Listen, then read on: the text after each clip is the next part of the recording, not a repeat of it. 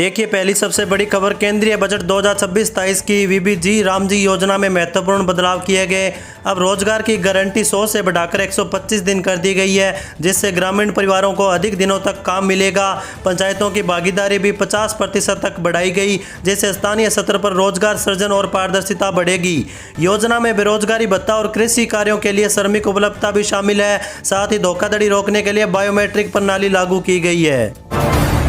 वहीं अगली बड़ी खबर देखिए, दिल्ली सरकार राशन कार्ड धारकों को होली और दिवाली पर मुफ्त सिलेंडर देगी। इस योजना का लाभ पीएनजी कनेक्शन धारकों को भी मिलेगा। यूपी में योगी सरकार पहले से ही होली और दिवाली पर मुफ्त सिलेंडर दे रही है। वर्तमान में एलपीजी सिलेंडर की कीमतें दिल्ली में 853 रुपये प्रति सिलेंडर है।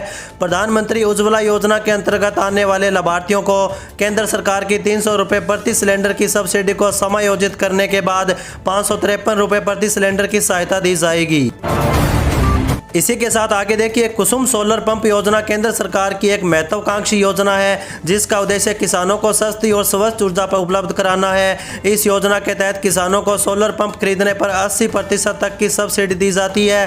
पहले जहां किसानों को पंप की कीमत का लगभग 40% खुद देना पड़ता था, अब यह राशि घटकर छोटे किसानों के लिए 20% रह गई है। सब्सिडी की पूरी राशि सीधे किसानों के बैंक खाते में डीबीटी यानी डायरेक्ट बेनिफिट ट्रांसफर के माध्यम से भेजी जाएगी। इसे पारदर्शिता बनी रहती है और बिचौलियों की भूमिका खत्म होती है। सोलर पंप सब्सिडी अपडेट के तहत यह बदलाव किसानों को आर्थिक रूप से मजबूत बनाने की दिशा में एक बड़ा कदम माना जा रहा है।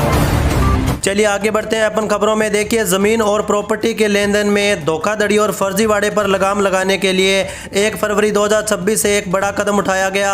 अब रजिस्ट्री प्रक्रिया के दौरान केवल खरीदार और विक्रेता ही नहीं बल्कि गवाहों का भी आधार वेरिफिकेशन अनिवार्य होगा। इस बदलाव के तहत सभी उप निबंधक कार्यालयों में बायोमेट्रिक मशीनें स्थापित की गई हैं, जो सीधे यूआईडी के सर्वर से जुड़ी होंगी। जैसे ही खरीदार, विक्रेता या गवाह अपने अंगूठे का उपयोग करेंगे, पहचान तुरंत पुष्ट की जाएगी। पहचान सही होने पर रजिस्ट्री की प्रक्रिया आगे बढ़ सकेगी। इससे फर्जी आधार कार्ड के जरिए जमीन बेचे जाने जैसी घटनाओं पर रोक लगेगी। वहीं अगली खबर देखिए, सरकार ने प्रधानमंत्री फ्री लैपटॉप योजना 2026 की शुरुआत की है। इस योजना के तहत योग्य और जरूरतमंद विद्यार्थियों को फ्री लैपटॉप उपलब्ध कराया जाएगा, ताकि कोई भी छात्र सिर्फ संसाधनों की कमी के कारण पढ़ाई से पीछे न रह जाए। इस योजना का मुख्य फोकस डिजिटल एजुकेशन को मजबूत करना और विद्यार्थियों को तकनीकी रूप से सक्षम बनाना होगा। यदि आप भी पढ़ाई कर रहे हैं और आर्थिक रूप से कमजोर परिवार से आते हैं, तो यह योजना आपके लिए एक बड़ा अवसर साबित हो सकती है। वहीं अगला अपडेट देखिए, रिजर्व बैंक ऑफ इंडिया ने बैंकिंग सिस्टम को और ज्यादा सुरक्षित और पारदर्शी बनाने के लिए कई अहम दिशा निर्देश जारी किए। आरबीआई न्यू गाइडलाइंस का मकसद ग्राहकों के पैसों की सुरक्षा बढ़ाना और डिजिटल बैंकिंग में हो रही धोखाधड़ी पर लगाम लगाना है। आज जब करोड़ों लोग ऑनलाइन ट्रांजैक्शन, यूपीआई और मोबाइल बैंकिंग का इस्तेमाल कर रहे हैं, ऐसे में साइबर फ्रॉड के मामले भी तेजी से बढ़ते हैं। इन्हीं चुनौतियों को देखते हुए आरबीआई ने यह सख्त कदम उठाया। ये नए नियम सिर्फ सेविंग अकाउंट धारकों तक सीमित नहीं, बल्कि लोन लेने वाले, डिजिटल पेमेंट यूजर और वरिष्ठ नागरिकों समेत सभी बैंक ग्राहकों को प्रभावित करेंगे। आरबीआई न्यू गाइडलाइंस के लागू होने के बाद बैंकों की जिम्मेदारी बढ़ेगी और ग्राहकों को भी कुछ नई प्रक्रियाओं का पालन करना होगा। चलिए अगली खबर देखिए, देश भर के मजदूरों के लिए सरकार की तरफ से एक बड़ी राहत भरी खबर सामने आई। सरकार ने न्यूनतम मजदूरी यानी कि मिनिमम वेजेस में बढ़ोतरी करने का फैसला लिया, जिससे लाखों श्रमिकों की आय में सीधा फायदा होगा। बढ़ती महंगाई और रोजमर्रा के खर्चों को देखते हुए यह कदम बेहद अहम माना जा रहा है। लंबे समय से मजदूर संगठनों द्वारा वेतन बढ़ाने की मांग भी की जा रही थी, जिसे अब सरकार ने गंभीरता से लिया। नई दरें लागू होने के बाद मजदूरों की आर्थिक स्थिति बेहतर होने की उम्मीद है और वे अपने परिवार की जरूरतों को पहले से ज्यादा आसानी से पूरा कर पाएंगे।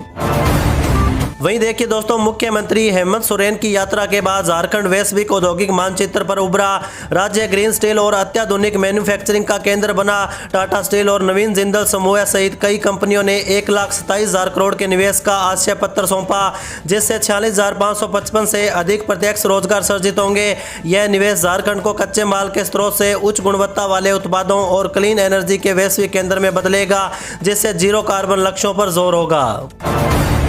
इसी के साथ आगे बढ़ते हैं अपन खबरों में। देखिए, राजस्थान सरकार ने मुख्यमंत्री वर्क फ्रॉम होम योजना 2026 शुरू की। इस योजना के तहत महिलाएं अपने घर से ही काम करके मासिक 25,700 तक की आमदनी कर सकती है।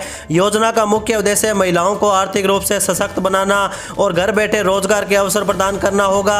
इस योजना से महिलाएं अपनी योग्यता और रुचि के अनुसार ऑनलाइन और ऑफलाइन काम कर सकती हैं। आवेदन प्रक्रिया पूरी तरह डिजिटल और पारदर्शी होगा, जिससे किसी भी महिला को परेशानी का सामना नहीं करना पड़ेगा। योजना में शामिल होकर महिलाएं सरकारी विभागों, निजी कंपनियों और विभिन्न संस्थानों से जुड़ सकती हैं और अपने कौशल का सही उपयोग करके आत्मनिर्भर बन सकती है। इस योजना से जुड़ने के लिए आवेदन की अंतिम तिथि निर्धारित की गई है, इसलिए इच्छुक महिलाएं समय रहते फॉर्म भर सकती है। वहीं अगली खबर देखिए, कांग्रेस ने अमेरिका के साथ ट्रेड डील पर प्रधानमंत्री मोदी पर हमला बोला। राहुल गांधी ने आरोप लगाया कि पीएम मोदी ने अमेरिकी दबाव में आकर किसानों की मेहनत को बेच दिया। उन्होंने एप्स्टीन खुलासों और अदानी मामले को पीएम के दबाव का कारण बताया। राहुल गांधी ने कहा कि पीएम मोदी समझौताग्रस्त है और उन्होंने देश को बेच दिया है, इसलिए उन्हें संसद में बोलने नहीं दिया जाता। चलिए आगे बढ़ते हैं अपन खबरों में। देखिए, दिल्ली सरकार अगले वित्त वर्ष में सड़कों के सुधार पर 1200 करोड़ रुपए खर्च करेगी, जिससे 600 किलोमीटर नई सड़कें बनेगी। लोक निर्माण मंत्री प्रवेश वर्मा ने बताया, केंद्रीय बजट में शहरी ढांचागत विकास पर जोर है, जिसका दिल्ली लाभ उठाएगी। केंद्र से 1200 करोड़ की सहायता राशि प्राप्त करने के प्रयास किए जाएंगे। उन्होंने केंद्र दिल्ली समन्वय और भारत की बढ़ती आर्थिक शक्ति पर भी प्रकाश डाला।